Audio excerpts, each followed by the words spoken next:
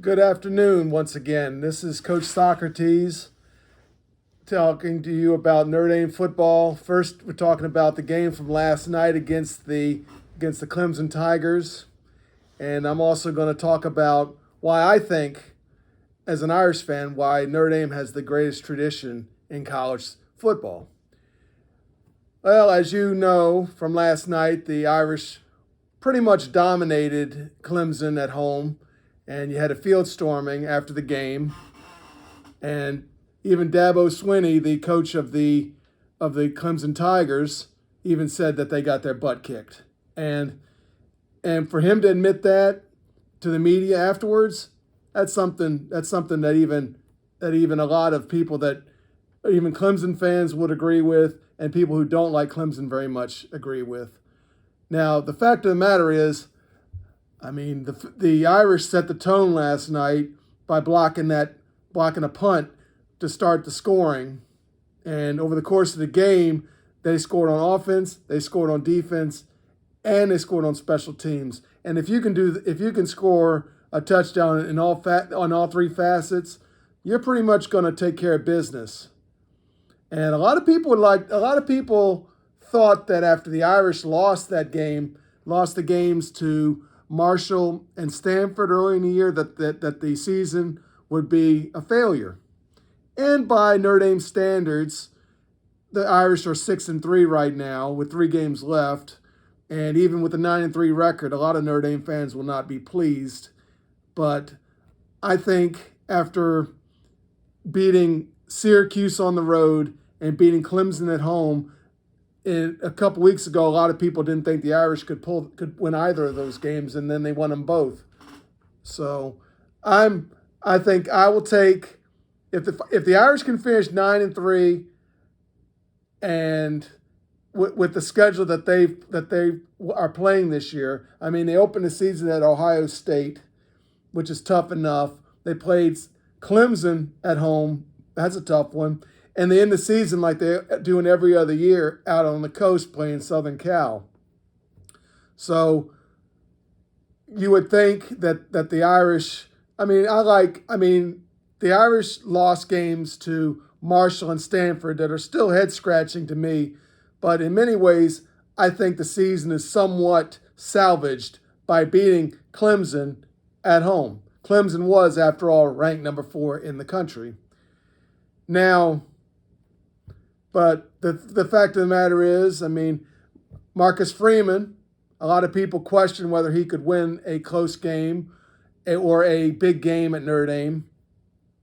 And that only got louder after the near miss in Columbus against Ohio State, and then the losses to Marshall at home and to Stanford at home, which were head-scratching to say the least.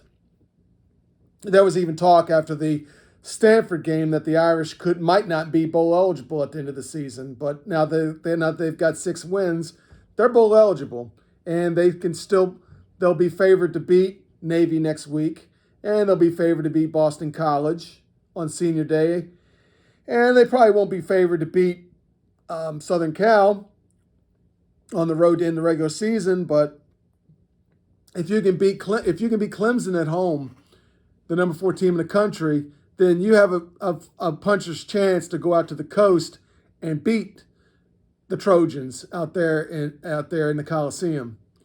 And I think that's a good possibility. I think the great thing about last night was the fact that the part of the team that the Irish were most questioned about was their defense. At the start of the year, a lot of people thought that the defense was going to be tough, but they couldn't handle the offense that Clemson could possibly bring to the table. And the Irish did a very good job holding Clemson. They held Clemson off the scoreboard until midway through the fourth quarter. And you win a game 35-14. There are a lot of good and positive things that you're going to take out of that. Now, I realize that this is not the Clemson teams that usually Dabo has. These the Trevor Lawrence is not behind center of those teams. You don't have Travis Etienne running the football for them, for the Tigers. But they're still a very talented team, and the national media, whether they should or should not have, they still believe that the Tigers were a legit college football playoff team. And, there's part of me that takes great glee and great joy in knocking the ACC out of the college football playoff picture, because I simply don't think, other than Clemson, there's anybody in the conference that's a legit great football program. I mean, we all see how bad UVA and Virginia Tech are this year. And, before anybody talks about how good North Carolina is and how highly ranked they are, the Irish went into Kenan Stadium and whipped them. So don't tell me that North Carolina is a great program. Traditionally, they may be a great program, and Mac Brown's a great coach, but don't tell me that they're a legit playoff contender. Syracuse is having a great year, but Clemson exposed them. Clemson has a great program, but they were exposed this year. They're a little bit down this year, and honestly, I don't think they should have ever been ranked number 4 in the country. But that's not a problem anymore because the Irish took care of business last night. Now the Irish have a lot of talent, and Marcus Freeman. You give Marcus Freeman a long period of time, he's going to make them a legit championship contender. A lot of people talk about Brian Kelly leaving. Well, Brian Kelly finally got one of the monkeys off of his back last night by beating Alabama. Maybe there is an idea that you give him talent in Baton Rouge that he wouldn't ordinarily get in South Bend due to the academic requirements, that maybe, just maybe, Brian Kelly can win a national championship at LSU. Not many Irish fans are going to admit this, but I actually do want him to win a championship. Am I angry and upset the way that he left? Yes. But I have nothing against Brian Kelly, because Brian Kelly won. I remember how the Irish were under Charlie Weiss and Tyrone Willingham. The Irish were never really truly a legit national contender to win a title. The only time that we really had a shot to win a title in the decade of the 2000s was when the Irish beat or should have beaten Southern Cal at home in 2005 in the infamous Bush Push game. But other than that, we really weren't very good until Brian Kelly took over. Brian Kelly won championships at other places in Division II, and he was a legit. He won a lot of championships at other places, but other places is not Notre Dame. And he had his growing pains in South Bend. We all remember when they lost to Tulsa, and they lost to South Florida, and those are losses that I still scratch my head over a decade later. But and everybody likes to laugh about the 2012 team, Manti Te'o, fake girlfriends, stuff like that. But the fact of the matter is, they still did go 12-0. They beat Stanford in overtime in the pouring rain. They beat Pittsburgh in triple overtime. And yes, the Irish did get beat by a superior Alabama team, and they were embarrassed by Alabama. And as big a fan as I am of the Irish, even I admit that Alabama was the better team. But Notre Dame proved that over the course of the season why they should be in that game. Everybody also seems to forget that that season, that if there had not been a scandal about haircuts at Ohio State would have played the Irish in 2012, and Alabama would have been playing in the Sugar Bowl or something like that, and they wouldn't have been playing for the national championship. So there's that. But Brian Kelly had a legit talent up and down the entire team for the seasons he was with the Irish. I mean, he won over 105 games as the Irish coach. I mean, he's the all-time winningest coach at Notre Dame. I mean, that's an impressive feat. I mean, when you break the record, the wins record of a guy considered by many as the greatest coach of all time in Knute Rockne, who died tragically in 1931 in the plane crash. When you break that record, and the man was legit. I mean, the man legitimately was. I mean, Brian Kelly earned or should have earned the respect of every Irish fan. But the fact of the matter is, there's some Irish fans who believe that the Irish they should win championships every year. And it's just simply not going to happen with the way that college football is now. In the 1930s, 40s, 50s, 60s, when you had your grandchildren, your grandparents, your parents were college football fans. Notre Dame could pick and choose from most of the talent in the country. You could get out of private schools. Notre Dame could get the Paul Hornings out of the Louisville high school scene. You could go to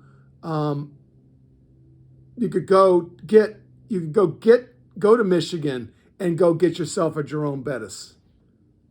You could go to South Carolina and go bring yourself in a Tony Rice. And you had all Americans from up and down the line that you could do that.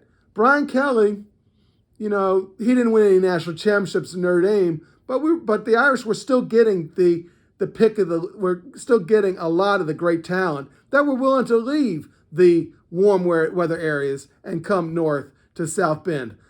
As much as I like Notre Dame, it's not exactly in paradise when it comes to weather and climate. It gets cold. It gets cold in South Bend. It snows quite a bit in the area right there near Lake Michigan, and a lot of students don't want to go to a cold campus to play. Notre Dame's not exactly the easiest place to get talent because the academic requirements are such that many of the great 4 and 5 star athletes simply can't get into Notre Dame. And it just doesn't, and that's part of the reason why they just simply cannot compete on a recruiting basis with the Alabamas, the Georgias, the Ohio States, even the Michigans, or the Tennessees. But with that being said, even with the academic requirements that Notre Dame has, they still made the college football playoffs twice in the part of the last decade. Granted, Clemson and Alabama beat them in those semifinals, and they probably weren't very close. But the Irish still were in a position to make the postseason, and they were 12-0 at the end of those regular seasons, and they deserved to get to where they were. Now, this year is not going to be exactly the result is not going to be very prompt. It's not going to be very good at Notre Dame. 9-3 at best, and probably the Irish could get themselves a relatively good bowl bid, maybe on a New Year's Day, maybe New Year's Eve. It's not going to be a season where the Irish are going to make the postseason in terms of in the college football playoff. But like I said earlier, Brian Kelly had his losing to Tulsa, losing to South Florida, losing to a 2-win Syracuse team. And even the year that the Irish went 4-8 in, I believe it was 2016, I mean, they took a team in Virginia Tech that won 8 or 9 games and took Virginia Tech to the limit in that game. But and Marcus Freeman Marcus Freeman has his moments. I mean, losing to Stanford and losing to Marshall is going to be a very, I mean, hopefully people will laugh about it after. Hopefully people will laugh about it after if the Irish can in 2023 or 24 can turn it into a college football playoff berth, maybe even getting to the championship game, or God willing, a national championship. But all I ask for Notre Dame fans, at least for Marcus Freeman, is to be patient. I said it when Brian Kelly was coaching the Irish that at this moment, with the academic restrictions that they have and the talent restrictions that they have, a 10-win season at Notre Dame is and should be the standard. Anything you get, a 10-2 record or better, is great. I think that should be a 10-2 record is great. Anything better than 10-2, 12-0, 11-1, going to a championship, I think that's the cherry on top of a sundae. And let's face it, it's 9-3 is a good stepping off for the first year for Notre Dame, for a new and rookie head coach like Marcus Freeman. And I think that's the way it should be. I think that's the way it should be looked at. But I think when you go 9, if you can potentially go 9-3 with the schedule that Notre Dame played this year, I think that's good. And don't give me that BS that Notre Dame plays a weak schedule. I mean, if you want to say that Notre Dame plays a weak schedule, well, Clemson plays a lot of those same teams. And no one says anything about Clemson when they go 11-1, 12-0 and make the playoff. So, and everybody wants to talk about, oh well, Notre Dame plays Navy. Well, they played Navy every year since the 1920s, and that's one of those things that you got to look into. I mean, there's some matchups, even if it seems like it should be ended, the rivalry should be terminated, the relationship should be terminated. There's some things that should continue.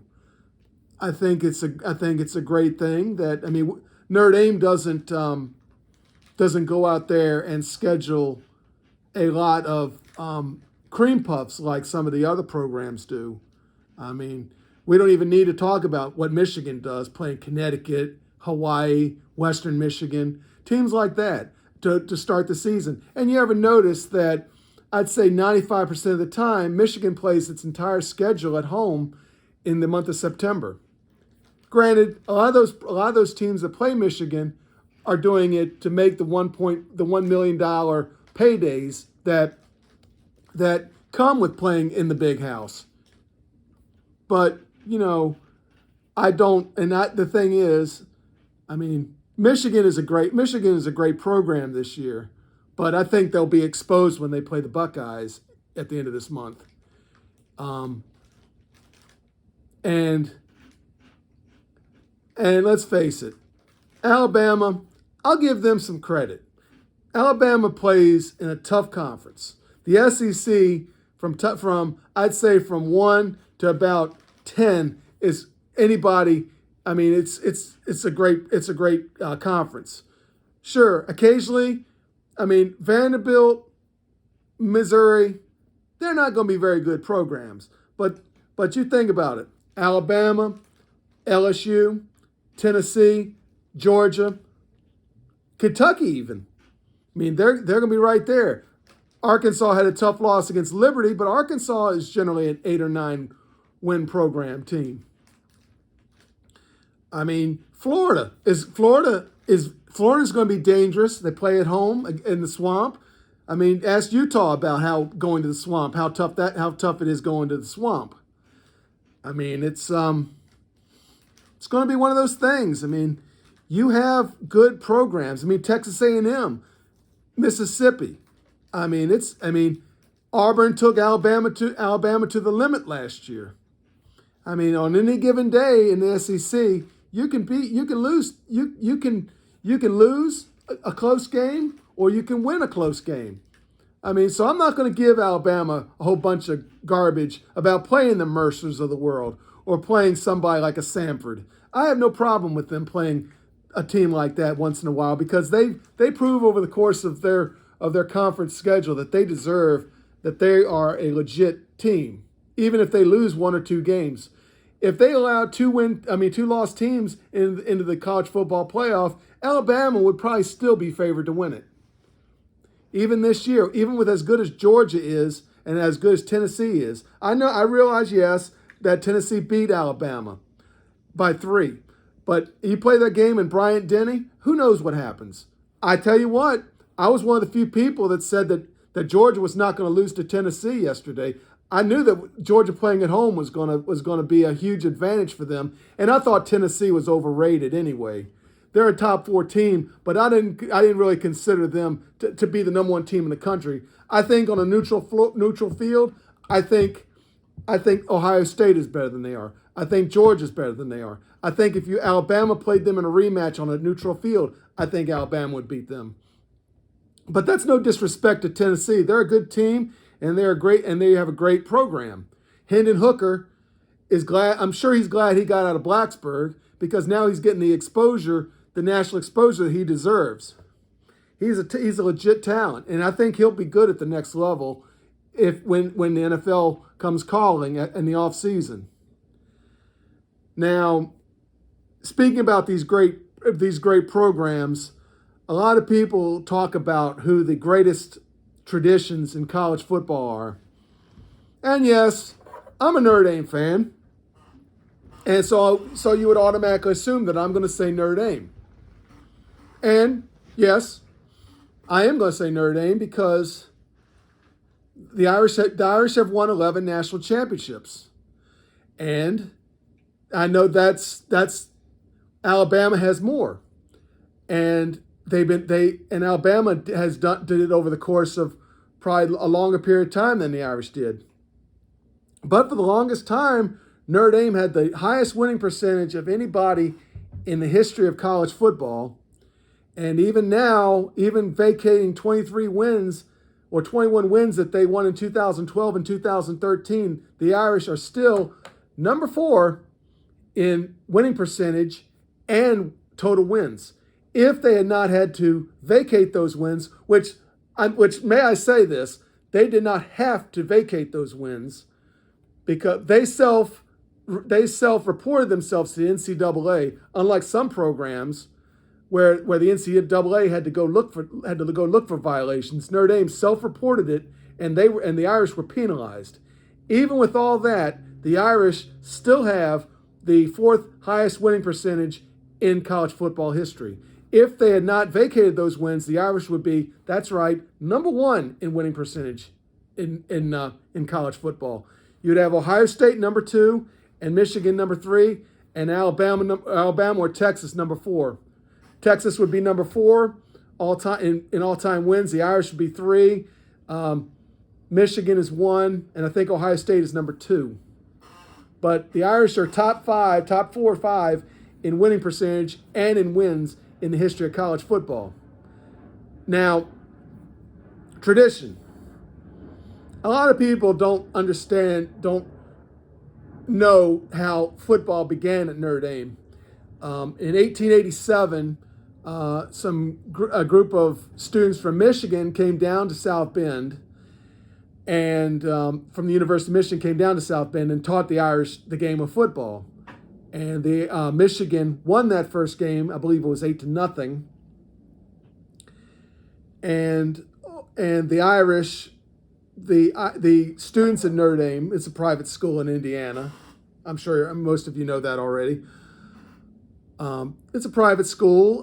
They took to it immediately. The the Catholic fathers that ran the university thought it would be a great source of recreation and physical fitness. And over the course of the first 20 years, the Irish slowly but surely played they played schools in Indiana, in Michigan. Michigan State is a perfect example. They played Michigan State. They played Michigan pretty much every other year or something. They would play teams around. And then a gentleman by the name of 1909 was the first year that the Irish actually defeated Michigan. So they lost the first 9 times they ever played against Michigan, and it was a big watershed in 1909 when the Irish finally did win. It was so much of a watershed that the Irish were on the train to go to Ann Arbor in 1910 when they got the word that Michigan had canceled the game, possibly because they were afraid that the Irish would go in there and beat them, and that would be an embarrassment. In fact, they considered it an embarrassment in 1909 when the Irish won the game against the Wolverines. Fielding Yost was the legendary and Hall of Fame coach of the Wolverines, and he was part of the reason why the Irish never got into the Big Ten. And he tried to get what would become the Big Ten. He tried to get a lot of the schools there not to play the Irish because because Fielding Yost didn't believe that the Irish deserved to have the prestige of playing these big public universities in the Midwest. But we'll get back to Fielding Yost later. 1913 was probably the first great win in Notre Dame history when they went to Army, which Army went to West Point and played the military academy, the U.S. military academy. The Irish were invited to come there because they were, simply put, Army thought that the Army believed that the Notre Dame game would be just a nice tune-up before they played the Naval Academy in a couple weeks, and they didn't believe that the Irish would be much competition. There was no way the Irish were going to beat them.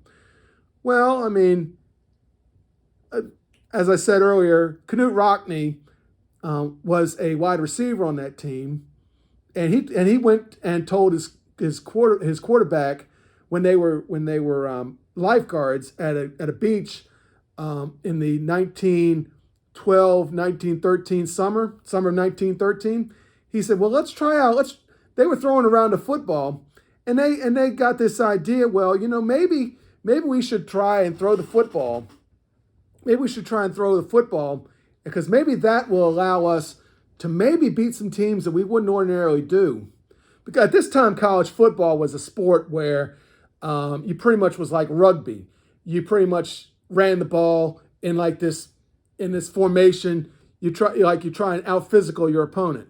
Well, Notre Dame, when they went to the military academy on November 1st, 1913, DeReyes and Rockne had this idea and told their coach Jesse Harper, "How about this?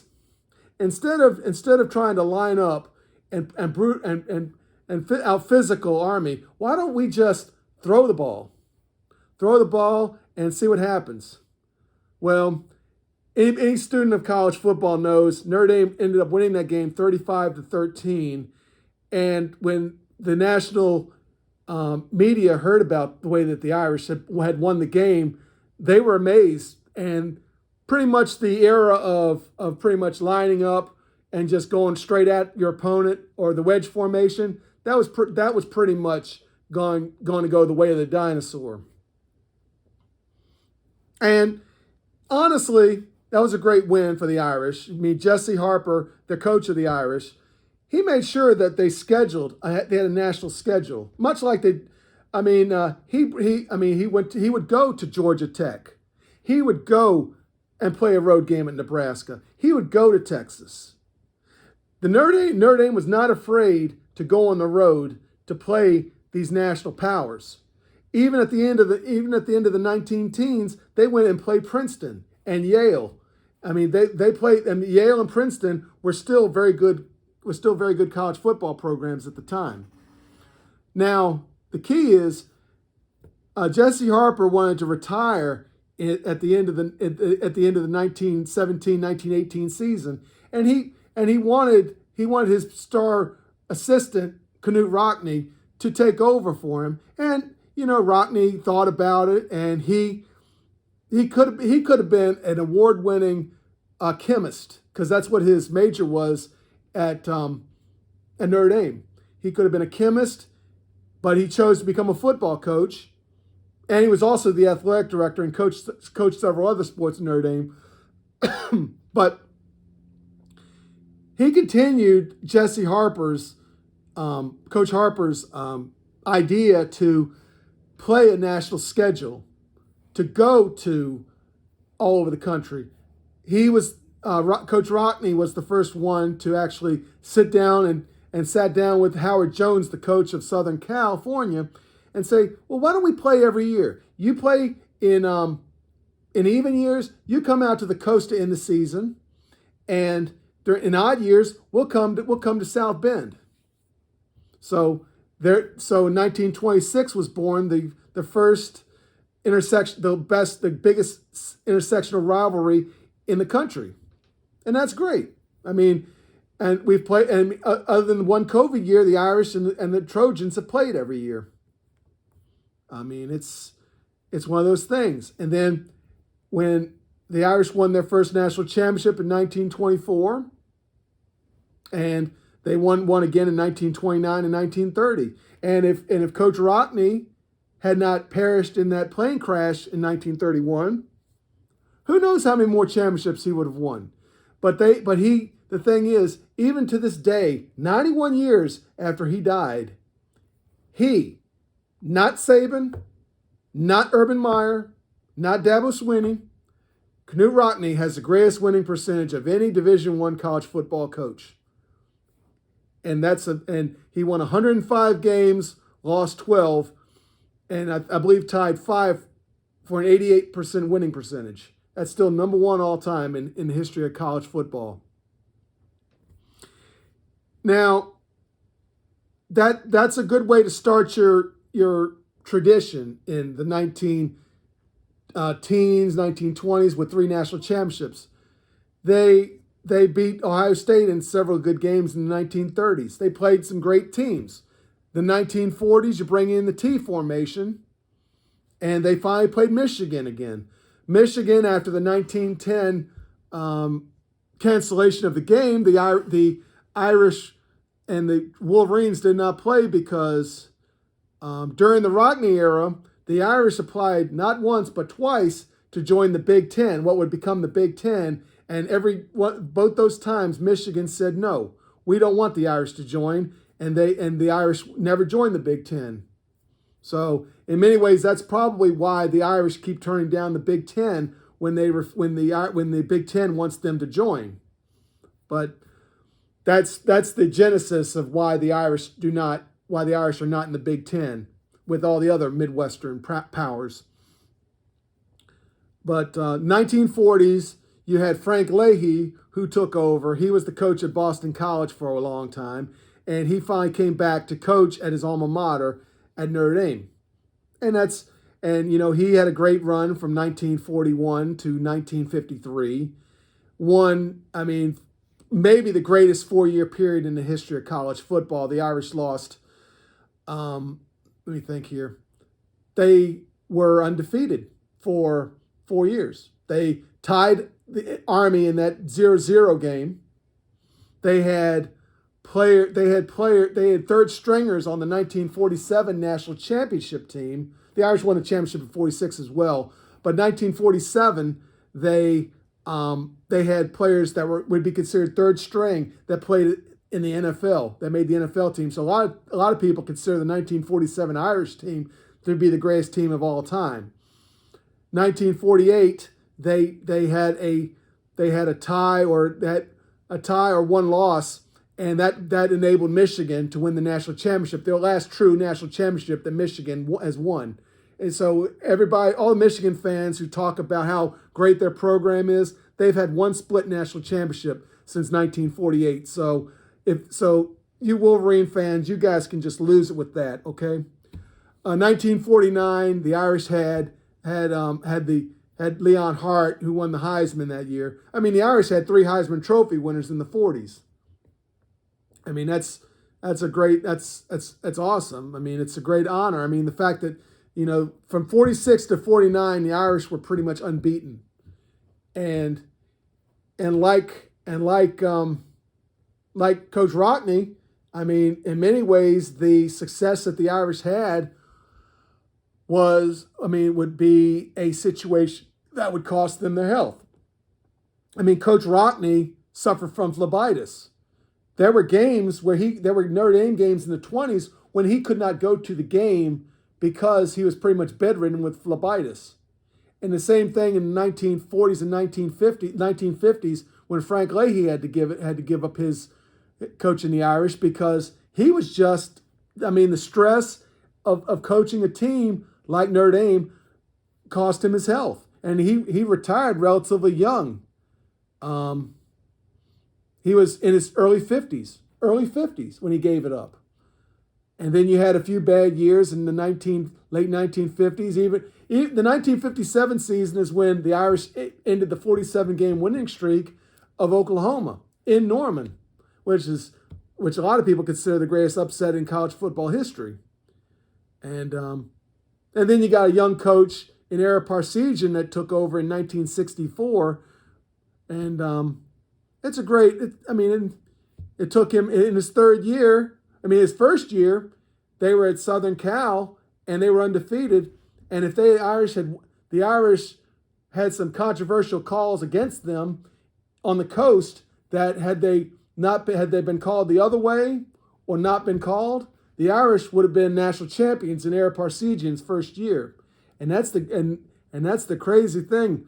Ara Parseghian was that close to being a national champion in his first year. In 1966, a lot of Michigan State fans don't want to hear this, but they had the tie against Michigan State in East Lansing, where it was 10-10, and the Irish and Michigan State both ended up with no losses, but that one tie, and the Irish got the national championship. So that's his first national championship. And then, 1970. See, one thing you need to realize is that the Irish only played in one bowl game before 1970. They played in the 1925 Rose Bowl, where they beat Stanford and won the first national championship in Notre Dame history. And that for the longest time, that was the only bowl game that the Irish would play in.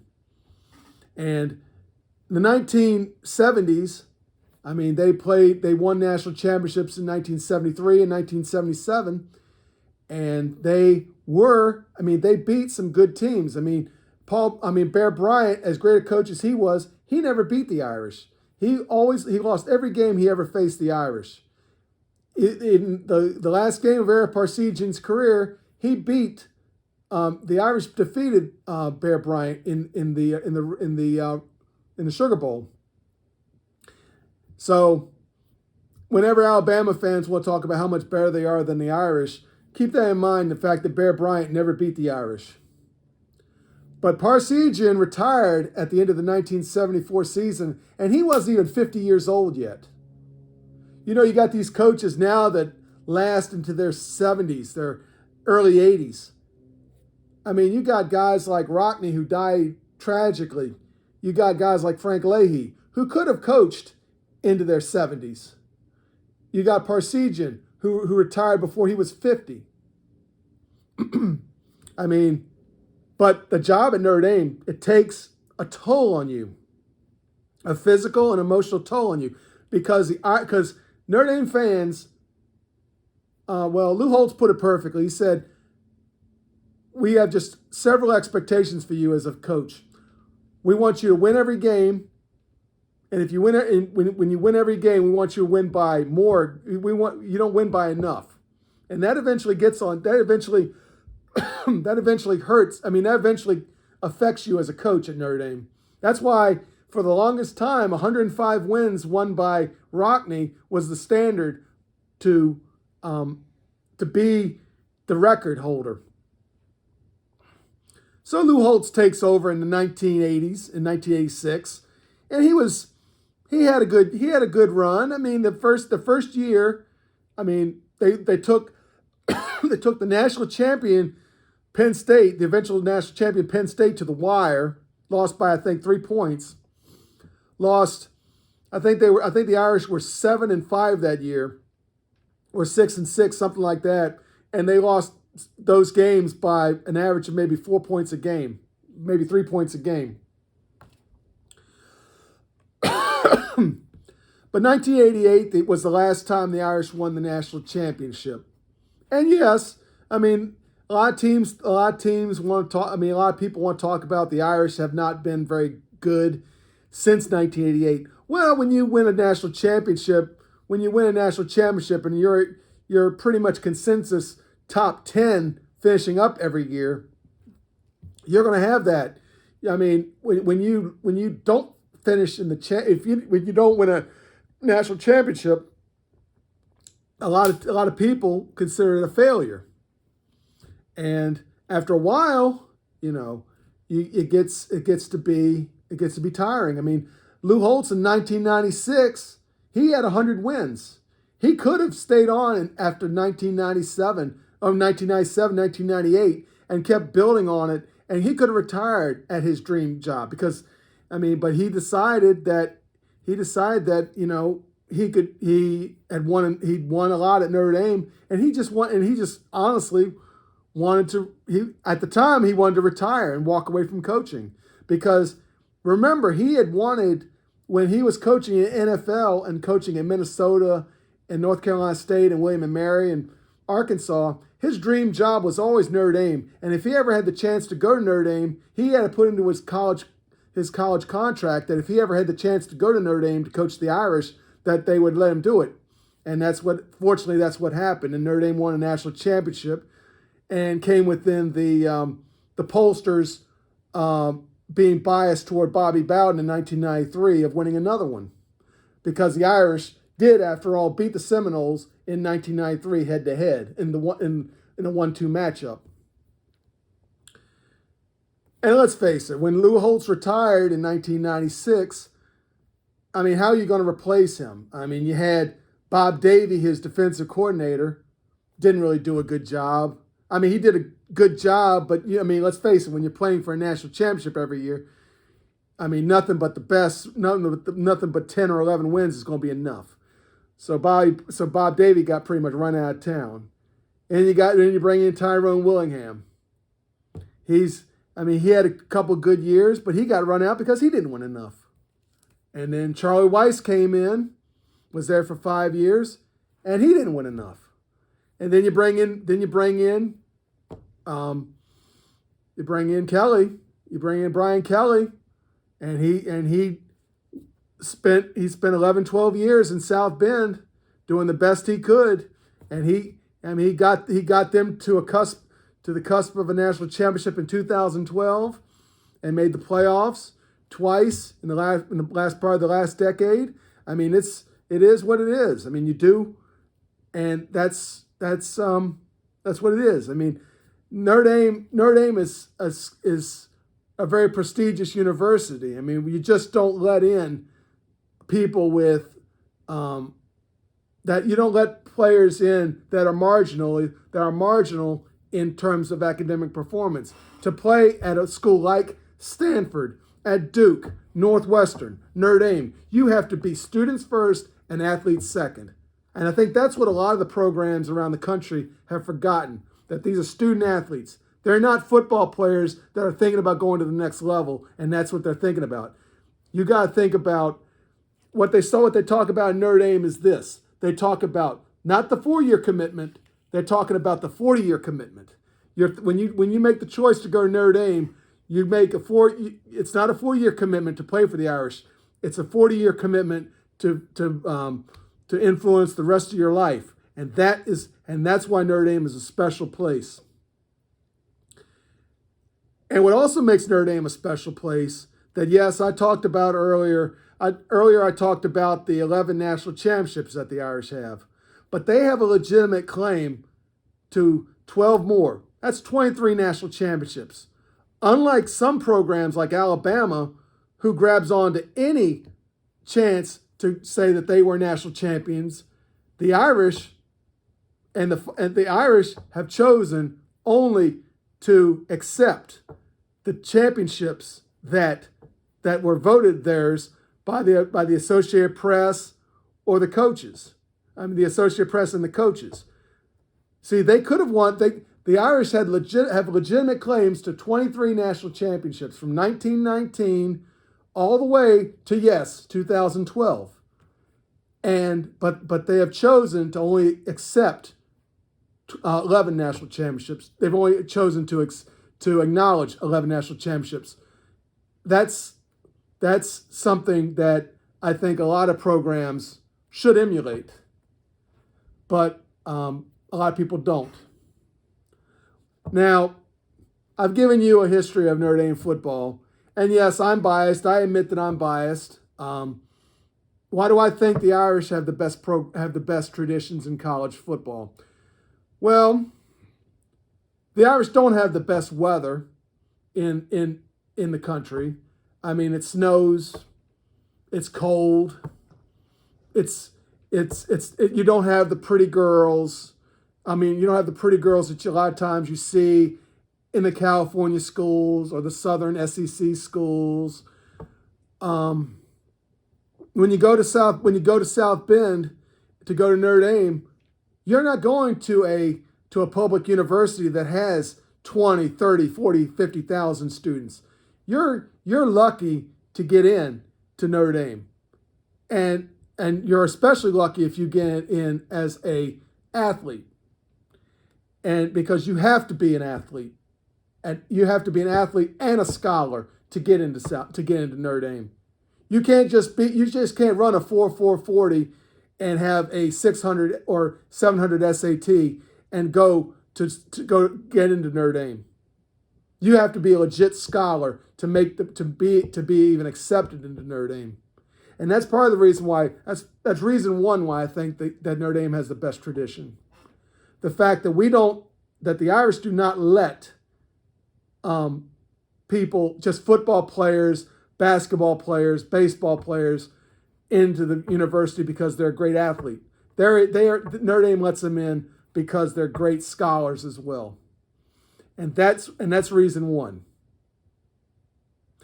I'm not going to question the great athletes that Alabama, Clemson, Ohio State, Michigan, places like that have.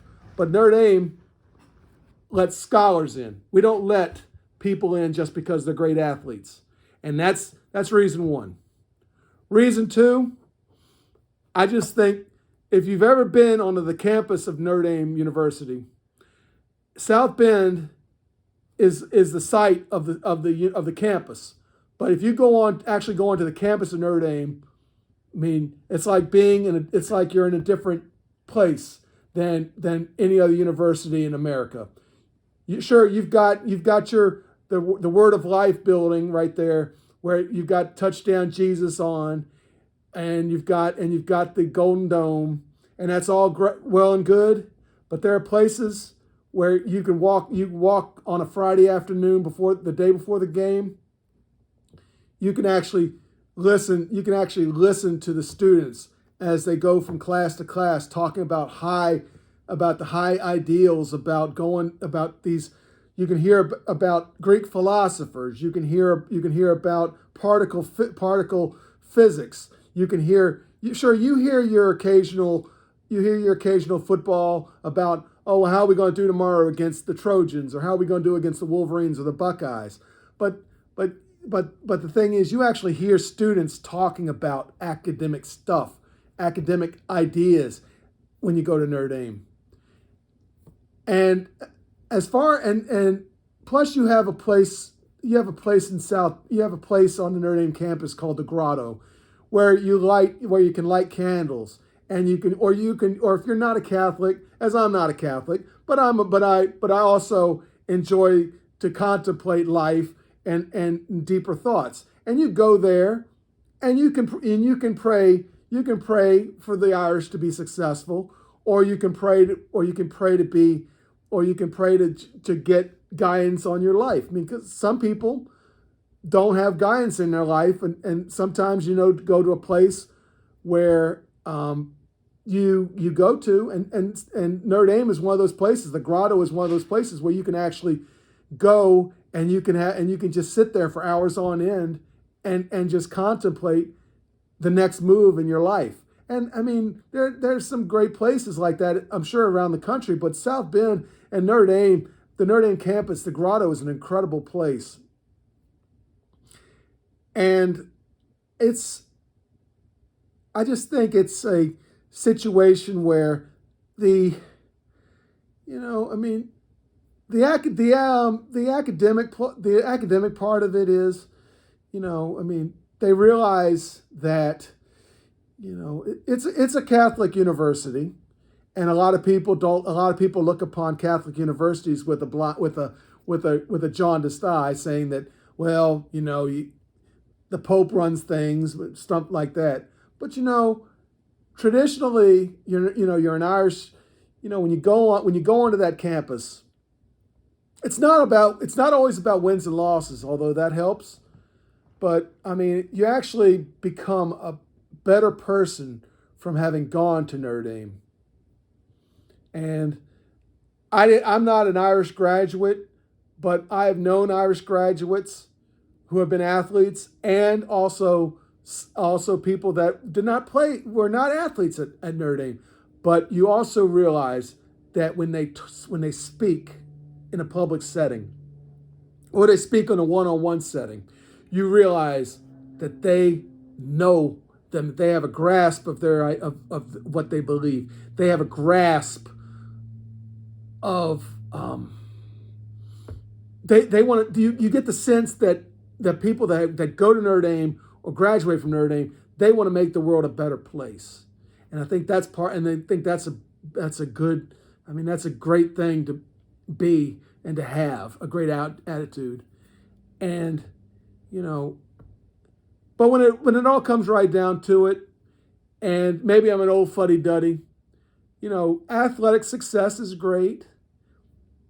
But, when it all comes right down to it, a tradition, it's great to have a great athletic tradition, but it's better to have an athletic tradition if you've got people that are representing the university that are well-spoken, that they're going to be successful in the next 40 years in their life. Somebody once asked Rockney in the 20s, what do you want people to say about you? What do you want people to say about you? And he redirected it and said simply that, athletic success is great, but what are they going to be doing? Are they going to make the world a better place when they get out on their own, when they start their careers, whether it's in the athletic program, whether it's in the athletic field, or after they graduate with their diploma and they spend the next 40 or 50 years of their life and what are they going to do with their life? If they're successful lawyers, doctors, business people, he looked upon them just as successfully as if they made their money playing professionally in basketball, baseball, football. I think a lot of the programs in the country, they pretty much say, well, you graduate from some of these universities, and they're great athletes. But what are you going to do? What are you going to do when you stop playing sports? What are you going to do with that diploma? Are you just going to sit on your butt for the next 30 years of your life and sign autographs and talk about the way you were for 15 to 20 years, maybe playing athletically? What are you going to do? What are you going to do with the diploma, assuming you stayed long enough to get your diploma? What are you going to do after you graduate? Or leave Notre Dame or leave university. What are you going to do? Are you just going to live on your laurels, or are you actually going to apply yourself to academics when you're there, and when you get your diploma and you stop playing or your athletic endeavors, are you going to put what you went to school, are you going to put it to use? You don't have basket weavers at Notre Dame. You don't have athletic studies people. You have people that are there, business administration, lawyers, future doctors. You don't have people that are just there to major in football or basketball or track or baseball. They're there because they want to learn, and it's a 40-year commitment to Notre Dame, not a 4-year commitment. It's a 40-year for the rest of your life. That's a good reason why they have a great tradition, why it's one of the greatest traditions.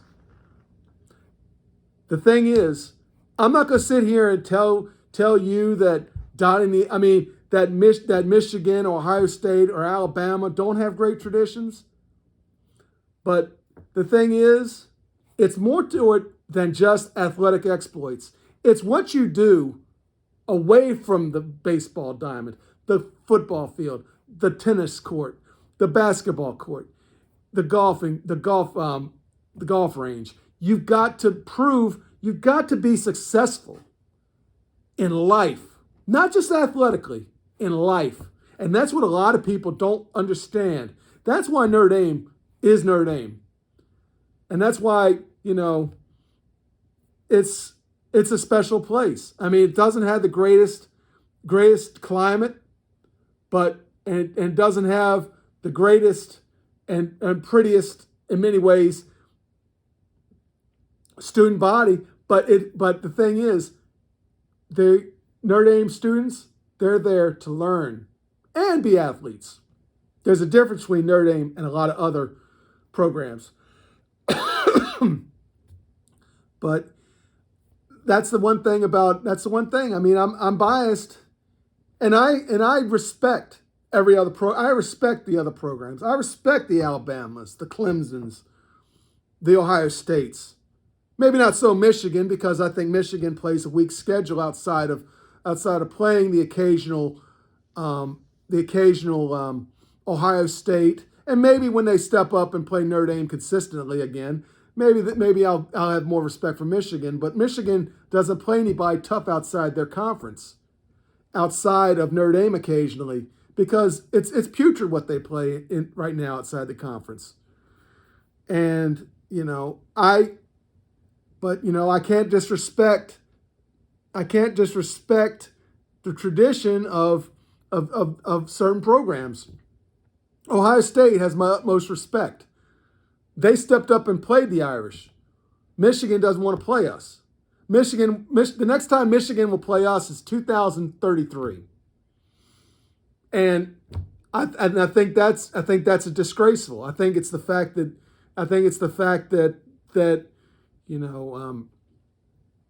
but that's another thing. I mean, Michigan and Notre Dame are always going to be rivals. I mean, Michigan didn't want us in the Big Ten, and honestly, they refused to play the Irish for decades, and they ended the rivalry once again. So the other Midwestern schools, they have no problem playing the Irish. Michigan State played us for years. Purdue, Indiana, Ohio State, Penn State, and Notre Dame had a great rivalry. I just don't. It's just Michigan and Notre Dame have a major problem, and Michigan is a great program, but there's always going to be hatred between the Irish and Michigan because of the way that the Wolverines treated the Irish, that they refused to let them join the Big Ten. The Irish very well would have been the Irish, I believe, would have been a great member of the Big Ten. Now, I don't know if we're ever going to see that. I mean, we've had these recent conversations about whether Notre Dame should be an independent or join the Big Ten or the ACC or even the SEC. But that's a discussion for another day. But, this is Coach Socrates signing off. Go Irish.